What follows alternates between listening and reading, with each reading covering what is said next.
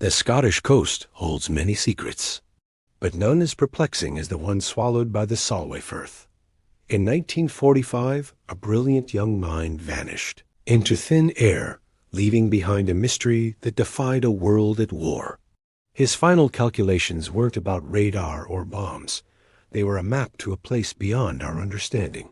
For decades, the file gathered dust, marked unresolved and unexplained, until a modern researcher found the numbers and realized the vanishing was just the beginning. The wind over the Solway Firth is a constant, biting force, whipping the gray waters of the North Channel into a froth. It was here, on a remote stretch of the Scottish Dumfries and Galloway coastline in late 1945, that a top-secret radar research station known as Station X-ray was winding down its wartime operations. The mood was one of exhausted relief. The war in Europe was over, and the small team of scientists and technicians stationed there were awaiting reassignment. Among them was Dr. Alistair Finch, a 28-year-old theoretical physicist from Cambridge. Described by colleagues as precociously brilliant but distant, Finch was obsessed with the foundational cracks in physics, the space where radio waves, energy, and theoretical mathematics intersected. His immediate superior was Major Robert Clark, a pragmatic and weary military engineer who valued results over theory. The station's chronicler was Emily O'Donnell, a young cartographer and radio operator from Belfast, who found Finch's intense focus both intriguing and unsettling. Life at Station X-ray was monotonous. Long shifts monitoring radar screens for phantom aircraft, maintaining the colossal transmitter arrays against the salt corrosion, and filing endless reports. The social highlight was a shared pot of strong tea in the makeshift mess. Finch, however, was often absent, buried in his personal notebooks. He had become fixated on anomalous returns, faint, fleeting echoes on the radar that didn't match any known aircraft or weather phenomenon. He called them echoes from the baseline of reality.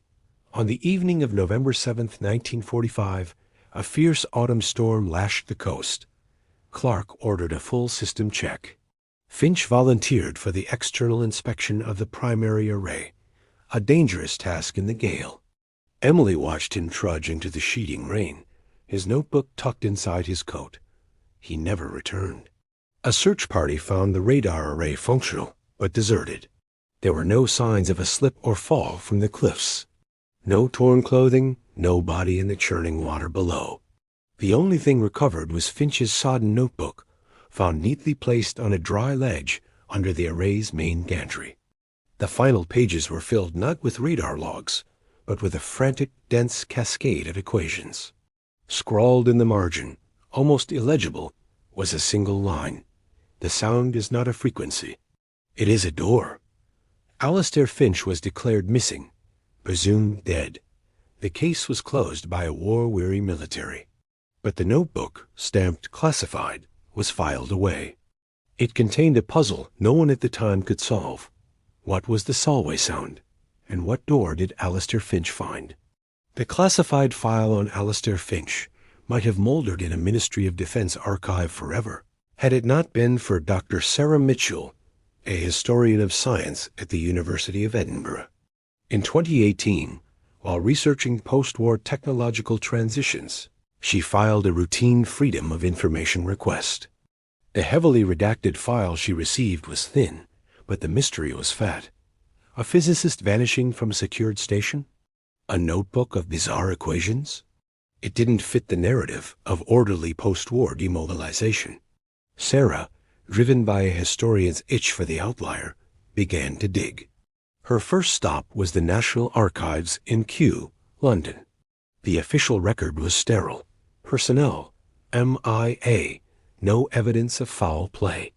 Case closed. But in a box of declassified Admiralty memos, she found a curious addendum.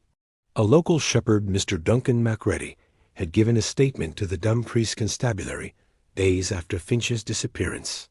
He reported seeing a low, thick fog that didn't move with the wind, rolling in from the Firth that night, and within it, a steady hum, like a power station, but Older. The constable, considering the man's age and the storm, deemed it a fanciful tale. The memo was marked, uncorroborated. Ignore. Sarah traveled to the now abandoned site of Station X-ray. The concrete foundations were being reclaimed by gorse and heather. The local pub in the nearby village of Port Logan still held memories. The elderly publican, whose father had run the place during the war, recalled the radar boys. "I, the quiet one, Finch," he said, polishing a glass. After he went missing, 2 men from London came. Asked a lot of questions, bought a lot of quiet drinks. They were less interested in the man than in his papers. Wanted to know if he'd posted anything or spoken to anyone outside. Sarah tracked down the descendants of the station personnel. Major Robert Clark had passed away, but his daughter shared his personal letters. One, written to his wife just before Finch vanished, read, "Finch is on about his baseline echoes again. Thinks he's listening to the fabric of the universe fraying. Nonsense, of course, but the lad's calculations are. Disturbingly elegant. The War Office has started asking for his personal notes. I'm stalling." Emily O'Donnell had moved to Canada. In a hesitant email, she wrote to Sarah. Alistair was terrified at the end, not of the storm or the war. He said the sound was getting clearer. He said it was a pattern, a structure. On his last day, he told me, "Emily, if I'm not here tomorrow, it's because I found the key. But tell them, the lock is broken." I never understood. The breakthrough came when Sarah, frustrated, took images of the equation-filled pages from Finch's notebook to a colleague in the quantum computing department, Dr. Aris. Thorne looked at the scrawl and went pale.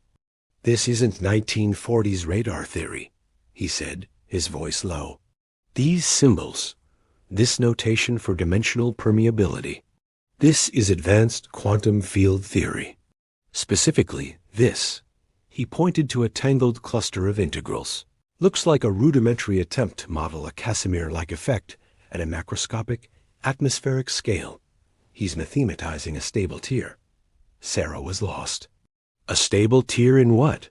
"In space-time," Aris replied. "Think of the vacuum of space not as empty, but as a sea of quantum fluctuations. Under certain conditions, immense pressure, specific energy frequencies, you can, in theory, create a bubble, a variance." Finch's math suggests he believed a unique confluence of natural geology, atmospheric pressure from a storm, and the precise radio frequency of his radar array could act as a tuning fork, exciting the quantum vacuum locally into a doorway. Suddenly, the shepherd's hum and Finch's sound took on a terrifying new meaning. Was it the vibrational signature of reality itself being stressed?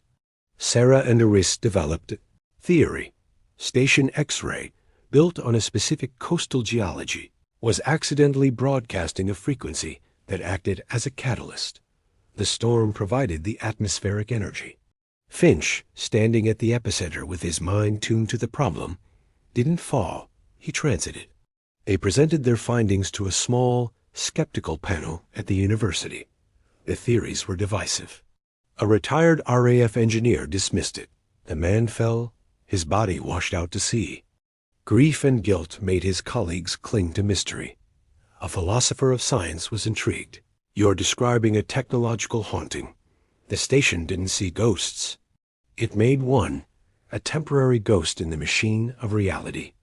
The discussion grew heated, mired in the chasm between established physics and speculative cosmology.